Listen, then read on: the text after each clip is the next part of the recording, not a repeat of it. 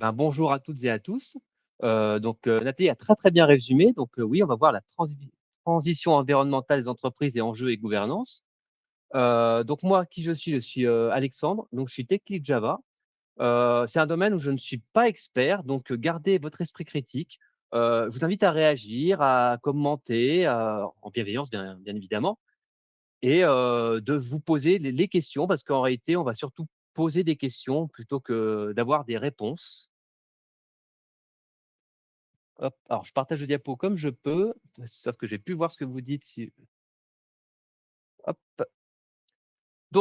Évidemment, je suis obligé de faire un rappel, hein, excusez-moi, c'est malheureusement, vous le savez, on vous le répète depuis maintenant, une vingtaine d'années. Certains sont nés avec ça et pourtant, on est obligé de le rappeler puisqu'il y a encore beaucoup de choses à faire. Donc là, on parle vraiment de l'environnement au sens large, hein, pas seulement le dérèglement climatique, hein. Vous voyez bien, donc hausse des températures moyennes mondiales. J'insiste là-dessus, c'est vraiment, température moyenne mondiale, hein. Il a fait, très beau, là j'habite à Tours, mais c'est pas pour autant que, ça n'existe pas. Évidemment, là, cette année, on a eu aussi des événements climatiques extrêmes, vous avez vu les inondations et cetera, donc ça, forcément, c'est visible, on le voit, il y a eu des tempêtes. Ensuite, un truc qu'on voit beaucoup moins, mais qui est réel, l'effondrement de la biodiversité. Donc ça, c'est limite le plus problématique, sauf que, ça reste assez invisible, pour nous malheureusement. Là, on va y venir justement par rapport aux entreprises, raréfication des ressources naturelles. Évidemment que si on a moins de ressources, forcément, on va pouvoir produire moins dans une économie qui veut toujours produire plus, moins de ressources alimentaires avec une population qui augmente. Donc tout ça, c'est des enjeux hyper importants. Et bien sûr, le problème de l'eau, donc qui n'est pas forcément un problème chez nous en France, que l'eau est un problème local, mais dans certains pays où ils vont détourner des cours d'eau pour alimenter, en eau une population, tout en asséchant une autre partie du monde où il y a aussi des populations, donc créant des conflits armés, des migrations de population. Tout ça, vous le voyez très, très bien avec, l'Ukraine, la crise là de l'Iran qui vient de commencer. Et donc forcément, tous ces constats, ça crée évidemment des problèmes géopolitiques et donc forcément des contraintes économiques. Et vous allez me dire à présent, mais pourquoi ça concerne les entreprises? Ces entreprises, elles ont besoin forcément de leur environnement, de leurs clients pour pouvoir continuer à produire et à vendre. Donc forcément, aujourd'hui, on a tous des smartphones, faut pouvoir continuer à, extraire des ressources et là, les entreprises, forcément, elles extraient énormément de matériaux, de métaux pour pouvoir continuer à vivre.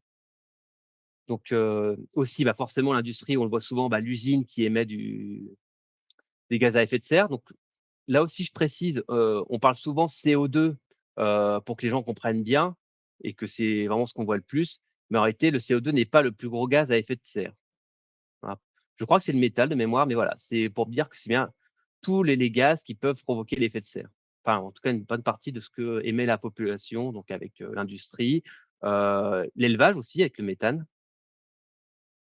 Et bien entendu, donc un truc qui impacte moins l'environnement, on va dire le réchauffement climatique, mais qui est là aussi, forcément la pollution industrielle avec la pollution des rivières, l'eau potable, le plastique dans les océans, tout ça, tout ça. Pour cela, il y a une stratégie nationale bas carbone. Donc l'idée, c'est une neutralité carbone en 2050.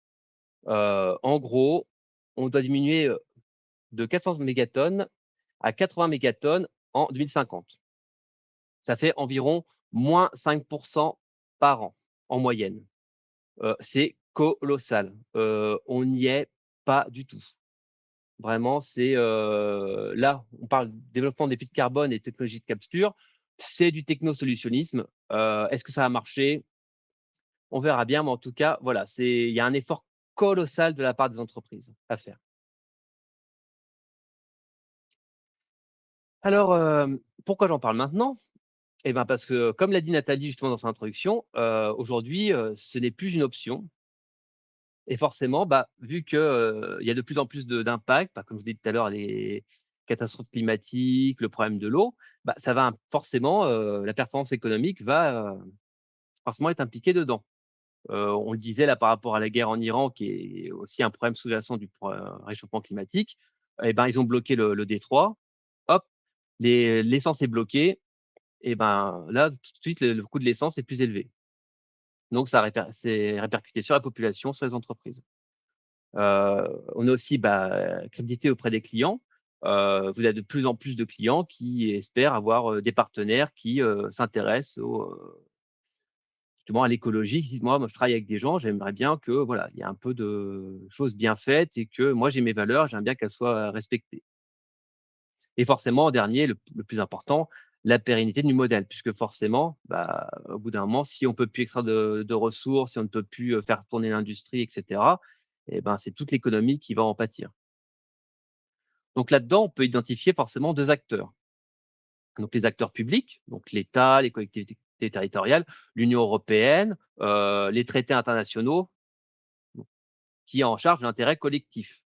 L'idée, voilà, ça impacte tout le monde, donc la personne morale publique est là pour faire, les intérêts de la population en général. Sauf que les entreprises, elles ont aussi un rôle fondamental, puisque c'est elles qui créent les richesses dans notre économie mondialisée. Donc on va voir les responsabilités de chacune, puisque c'est une responsabilité partagée.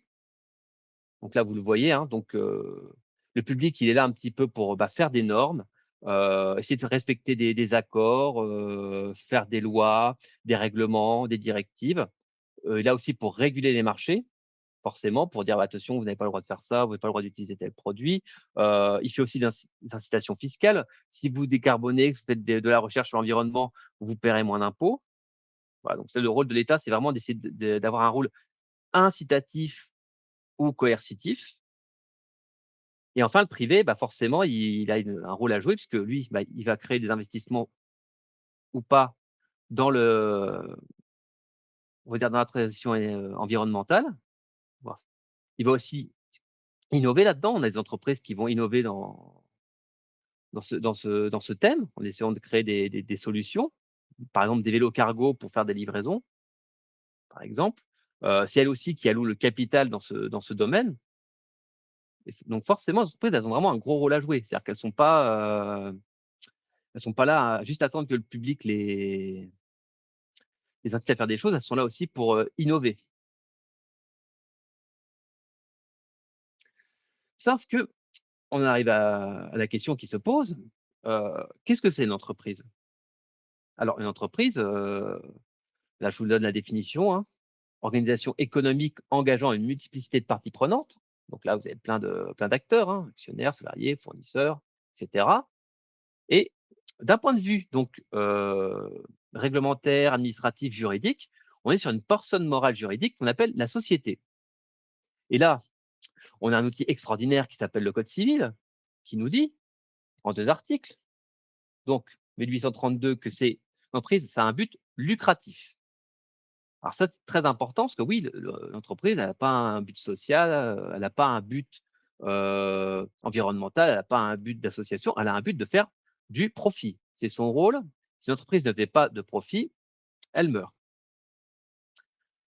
Ensuite, on a l'article 1833. Alors celui-là est intéressant parce que justement, c'est un article qui a été réécrit en 2019 avec la loi Pacte et qui dit: «Aujourd'hui, oui, faites du profit, mais vous devez prendre en compte les enjeux sociaux et environnementaux». Voilà. Donc ça, c'est important parce que la loi elle-même dit aujourd'hui, l'entreprise, elle est plus, doit plus juste faire du profit, elle est encadrée par rapport à ça. Et donc ça signifie littéralement, une entreprise n'est pas un objet de propriété des actionnaires.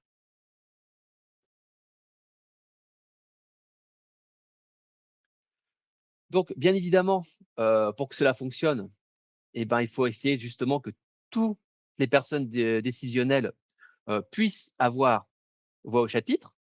Donc comment ça marche? Par exemple, dans les grandes sociétés, on est sur des sociétés anonymes. Donc une société anonyme, elle marche avec un conseil d'administration. Là, pareil, c'est régi par, le code du commerce, hein. Ça détermine l'activité de la société et ça veille à ce que ça se passe. Donc là, actuellement, on a entre 12 et 15 administrateurs en moyenne pour le SBF 120. Alors, pour ceux qui ne savent pas, je pense que la plupart, vous connaissez le CAC 40. Et ben ça, littéralement, c'est les sociétés, françaises cotées en bourse et en gros, c'est le CAC 40 pardon, suivi des 80 suivantes. Donc en gros, ce qui a été fait dernièrement, pour justement permettre d'ouvrir le CA à d'autres personnes, en France, on a une loi de 2013-2015-2019 qui impose la présence de un ou 2 administrateurs salariés, qui souvent ont, plus d'appétence pour, l'écologie qu'un dirigeant qui doit faire du profit à court terme. Alors, on a aussi les exemples, de ce qui se passe autour de nous. En Europe, souvent, donc dans beaucoup de pays autour de nous, on a un tiers d'administrateurs salariés. Heu et donc, bah, en Allemagne, qui est l'exemple, qu'on aime bien comparer, c'est jusqu'à la moitié. Alors, l'enjeu, il est intéressant parce qu'en réalité, il n'y a pas que pour, l'écologie que c'est intéressant. Il faut savoir que des fois, les entreprises ont besoin d'aller chercher des fonds au niveau des banques pour faire des investissements et une banque, des fois, elle a besoin de se projeter sur le long terme pour une entreprise. En gros, elle se dit: «Mon entreprise, moi, je lui ai fait un prêt, j'aimerais bien que dans 20 ans, elle soit encore là pour me rembourser». Et ce qui se passe, c'est qu'aujourd'hui, on a beaucoup d'actionnaires qui sont dans une mécanique de court-termisme, c'est-à-dire: «Je fais du profit sur les 2-3 années suivantes et puis je verrai bien, plus tard». Alors qu'un salarié, bah, il a envie de pérenniser son emploi, il a peut-être des valeurs au niveau de l'écologie, il est peut-être attaché à sa boîte et cetera. Donc il a d'autres, préoccupations et ça peut rassurer les banques. En tout cas, c'est quelque chose qu'on voit, beaucoup en Allemagne. Donc évidemment, je parle de salariés, mais on pourrait aussi ouvrir les CA donc à des communautés ou des collectivités. Pour justement dire, bah, représenter les intérêts aussi, par exemple, de la commune. Heu, Par exemple, avoir, des élus, de la commune d'Évian au conseil d'administration, c'est pas forcément, chose à exclure. Et évidemment, donc ça, c'est la fin, comme je dis, favoriser un dialogue social. Bah, évidemment, ça ne se limite pas à l'écologie, c'est, dans un ensemble, essayer de justement de faire converger une multitude d'intérêts.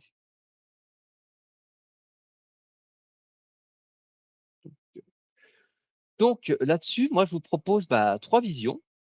Heu, donc une vision optimiste.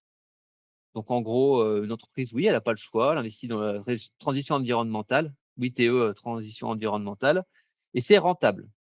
Heu, voilà, c'est une vision extrêmement optimiste, je vous l'accorde.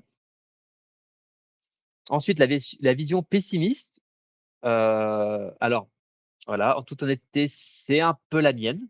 Donc l'idée, c'est que l'entreprise peut privilégier une maximisation à court terme du profit. Donc forcément, l'idée, c'est, on doit faire de l'argent, ce qui est le but de l'entreprise, hein, attention, on le rappelle et derrière ça, il va y avoir des recommandations, des injonctions et là, qu'est-ce qu'on fait? Bah, là, évidemment, le risque, bah, c'est le greenwashing qui a été beaucoup pratiqué, hein, ça on l'a vu et aussi, bah, les investissements sur le long terme, par rapport à ça. C'est: «Non, non, moi j'investis mes billes dans cette année, je veux que l'année prochaine, j'ai, 10 de rendement». Et enfin, des gens, moins pessimistes que moi ont une vision équilibrée. Donc ils se disent: «Ouais, l'entreprise, elle cherche des solutions, elle voit les avancées qui sont faites, elle essaye d'investir là-dedans». Donc ça, c'est vraiment les 3 visions. Peut-être qu'à la fin, vous pourrez me dire laquelle vous parle le plus, si vous voulez.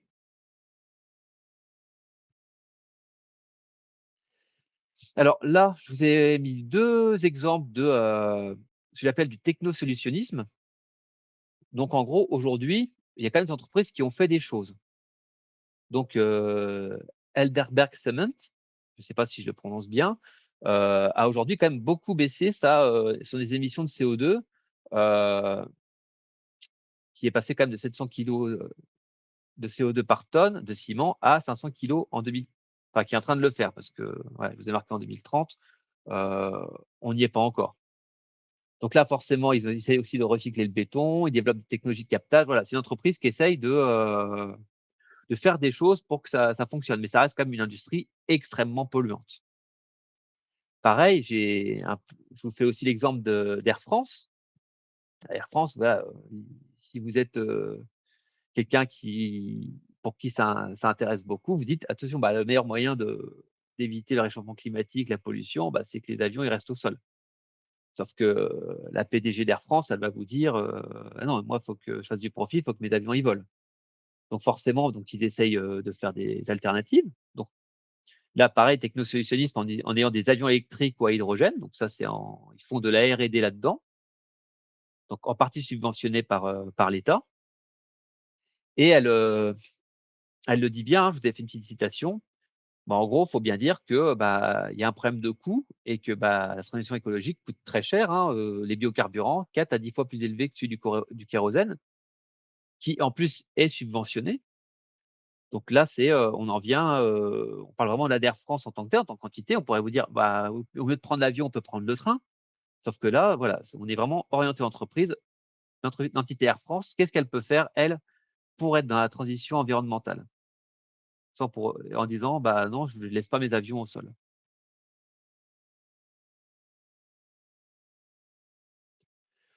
Donc on continue de parler justement, rentabilité, investissement. Donc là, pour ceux qui sont un peu, comptables ou matheux, je vous ai fait une petite formule, hein. Rentabilité d'un investissement est égal bénéfice net attendu sur le coût total de l'investissement. Donc forcément, hein, si la transition environnementale coûte, extrêmement cher et plus cher que les bénéfices nets attendus, et ben, l'entreprise, elle va freiner les cas de fer et ça, c'est assez logique. Donc on en vient à une autre formule, capacité sur volonté d'entreprise d'investir dans la transition environnementale et donc ça dépend. Je vous ai relevé 2 facteurs, donc le prêt du CO2 relativement au coût des énergies renouvelables. Donc on parle ici de la taxe carbone. Donc en gros, elle était à 100 € avant la crise ukrainienne et là, je vous pose une petite question. À votre avis, elle est de combien en France? Sachant qu'idéalement, elle devrait être au moins à 100. Ensuite, alors je vous ai pris une citation, d'Éric Lombard.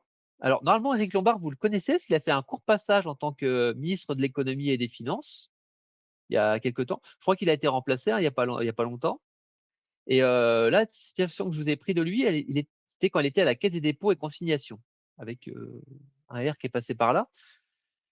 Donc de toute façon, c'est quelqu'un qui est connu pour être un technicien de l'économie.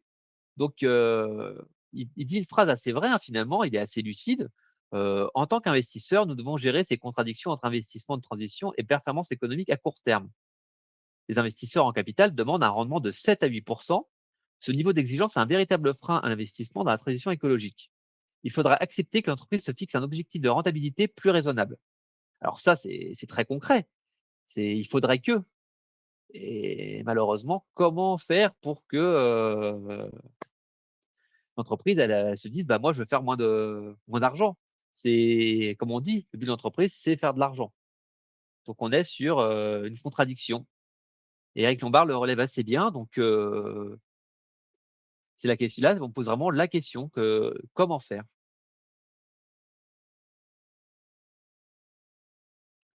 Alors, moi, je voulais vous parler un petit peu justement d'une gouvernance responsable et justement, un truc qui est intéressant, ça serait de mieux réglementer les rachats d'actions. Comme je dis, ça existe en France depuis 1998, ça existait aux États-Unis bien avant. Qu'est-ce que c'est que le rachat d'actions? Eh ben, une entreprise peut racheter ses propres actions pour en faire autre chose. Donc les réinvestir, modifier la valeur d'un cours, pouvoir faire des investissements. Alors malheureusement, le rachat d'actions, je vous invite à aller voir un peu ce que c'est, mais ça crée vraiment une vision extrêmement court-termiste de la finance. On est là pour faire de la rentabilité à courte échelle. Donc c'est pour ça que là, moi je parle de réglementer parce que ça depuis qu'il y a ça, on est vraiment sur des logiques à court terme au niveau des conseils d'administration et donc j'en viens justement, comment favoriser l'investissement à long terme? Parce que comme je dis actuellement, on est vraiment dans une logique de court-termisme au niveau des entreprises où on doit générer, le plus de, chiffre d'affaires et le plus de bénéfices pour les actionnaires chaque année.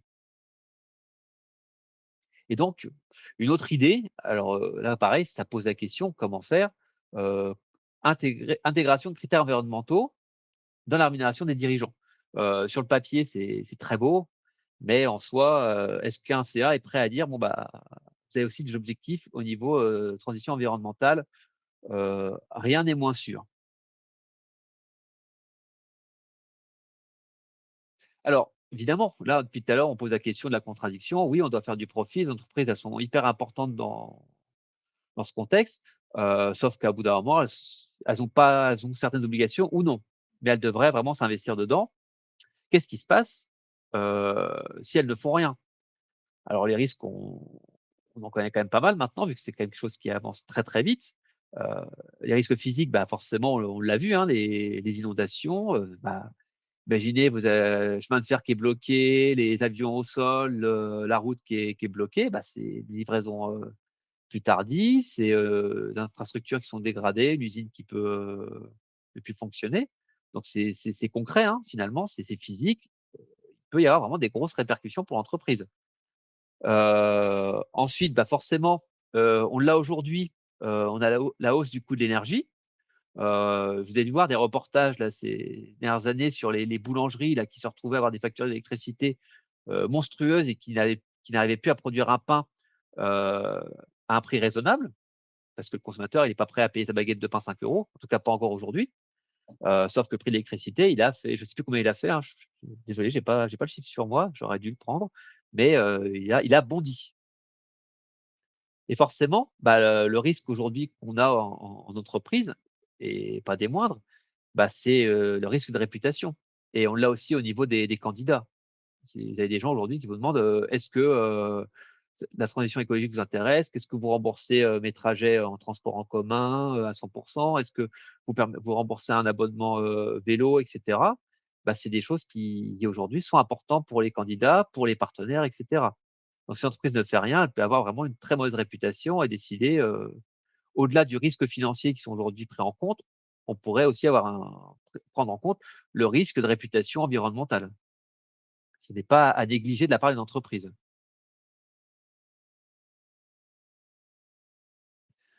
Alors ça, je voulais vraiment en parler parce que, on commençait vraiment à dire: «Ah, ça va dans le bon sens, on est en train de faire des choses, écologiques». Les entreprises, certaines ont pris quand même le pli et est arrivé un nouvel acteur ces dernières années, hein, on va dire, ces 2 dernières années, l'intelligence artificielle.